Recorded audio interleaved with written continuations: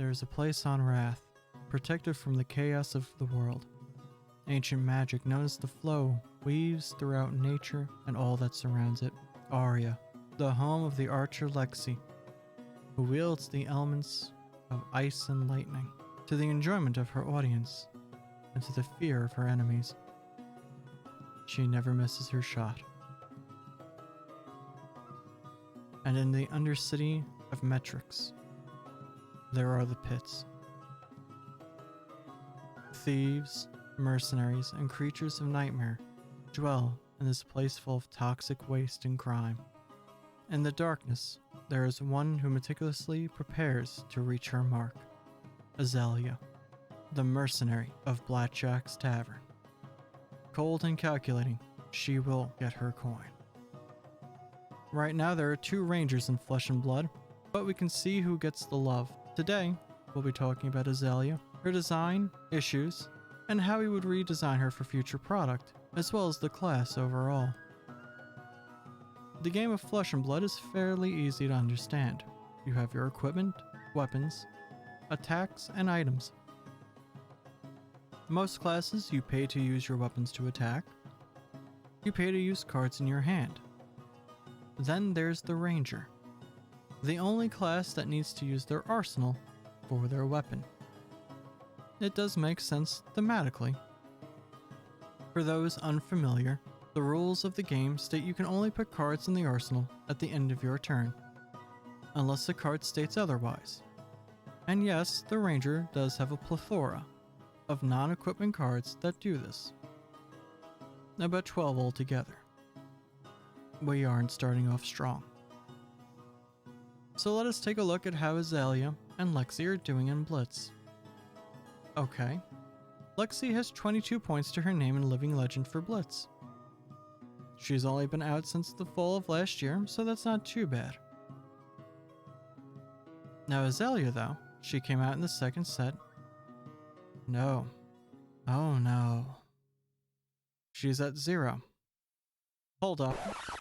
Does Azalea have 13 Living Legend points? No. No, go away. Why won't you love me, Father? Let's do a direct comparison between our 2 Rangers. And yes, LSS has had a few sets to improve upon some classes, and Lexi is their new child to dote upon. Her biggest advantage is having Elemental, Essence of Ice and Lightning, as well as given access to Generic, Ranger, and other cards, while Azalea only has Generic and Ranger. Just on that alone, we have our work cut out for us in terms of future design. And no, I don't think all future heroes need to have elements to be better. But let's take a look at both of their effects. Both are once per turn. With Lexi, you turn a face-down card in your arsenal face up. If it's ice, your opponent gets a frostbite token. And if it's lightning, your next attack this turn gains go again. Note, it doesn't even have to be an arrow attack. Meanwhile, Azalea is a once per turn effect that we take a card from our arsenal and put it to the bottom of the deck. Then we put the top card of our deck face up to replace it. And if it's an arrow, it gains Dominate. And Dominate is great. Many of our generic arrow attacks do have on-hit effects, which this would help to guarantee. But between the ability of either controlling the game, expanding our turn, or a guaranteed hit, it's obvious what we would want to go with.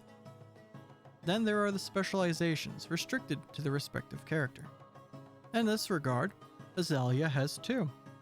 Redden the Ledger and Knock the Death Whistle. Knock allows us to set up Azalea's effect, and is a great searcher for any arrow that we may need. But the breadwinner is Redden the Ledger. If it hits, our opponent can only do 1 action. So the 2 paired together is a guaranteed hit. With Lexi, it's Lighted Up, a lightning fusion card that if fused, it deals damage equal to the number of equipment the opponent controls. And if it deals damage equal to or greater than the equipment, their equipment loses abilities and can't gain activated abilities for their next turn. It does require less setup than the previous. A Ranger has to have a bow, And for Lexi, she has 4 to choose from. 2 of them she can use only, and the 2 that Azalea has access to. She has access to Shiver and Voltaire, exclusive to the Elemental Ranger. Both have 2 effects that are instant speed, and giving +1 to the card they put into your arsenal. Shiver gives Dominate, and Voltaire gives it Go Again, being able to knock 2 arrows twice a turn. These are what we're looking for, but we still need to talk about the nerf bows that are Redliner and Death Dealer. Both are awesome names, yet terrible. Redliner costs 0 to load your arrow, and it has Go Again.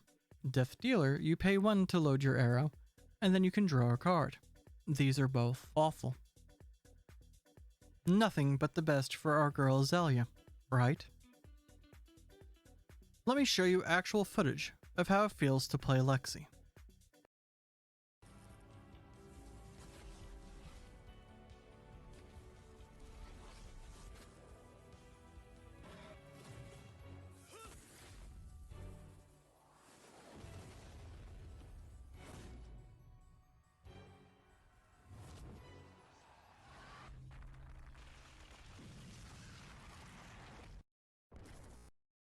See, you feel strong.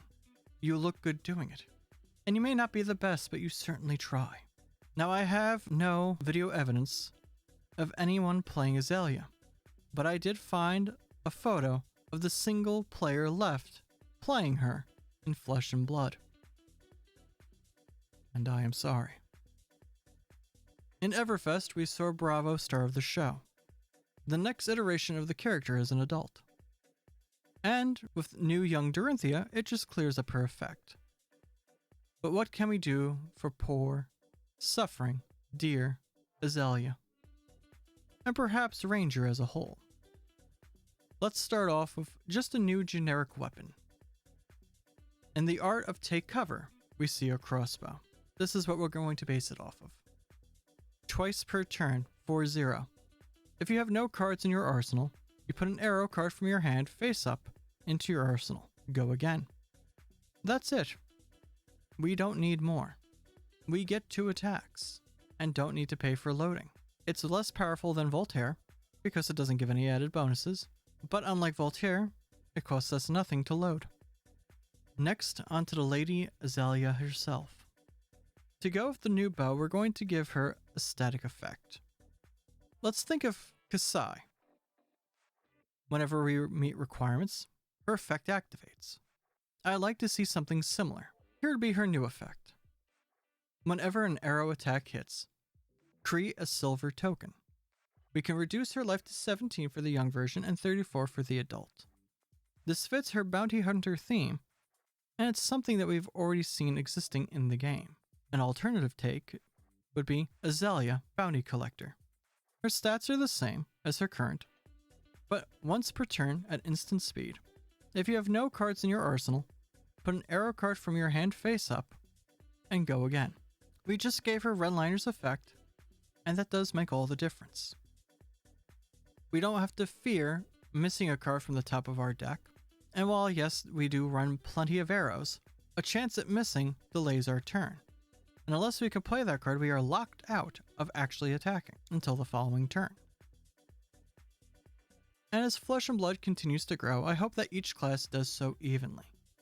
We've seen classes get 2 weapons, and in the case of Brute, we have 3, in axes, clubs, and claws. Warriors have 2-handed and 1-handed swords, and axes. Then there's the Ranger, who only has the bow. While you could argue that the Ranger class has arrows which would become multiple weapons, that case doesn't work well with me. And yes, Rangers are iconic with bows and arrows, but in other fantasy games they use different things. So perhaps another thing that we could see more of are traps. Traps are already cards in the game for the Ranger class, but now we replace the bow with a weapon like the bola, the chakram, or the boomerang. And now you're picturing Xena, warrior princess in Flesh and Blood. She does use chakrams. These weapons don't require arrows, and Rangers can now build a more defensive or reactionary style deck. Similar to New Horizons, we would need an equipment card that would allow us to have more than one face-down arsenal. By doing something like this, it changes how the class is played, while maintaining the feel of a character that's always on their feet. But what do you think? Are my designs too strong? Too weak? What in turns would you like to see? Let me know in the comments down below. And now I must follow the YouTube etiquette of asking you to like or dislike my video. If you have the time, please hit that subscribe button. My goal is to do 2 to 3 videos a week, from covering Flesh and Blood to other tabletop games I enjoy. Perhaps a review of a video game that I enjoy, or a clip or highlight from my Twitch channel. Here are the socials that you can follow me on. And as always, thank you for watching, and I'll see you next time.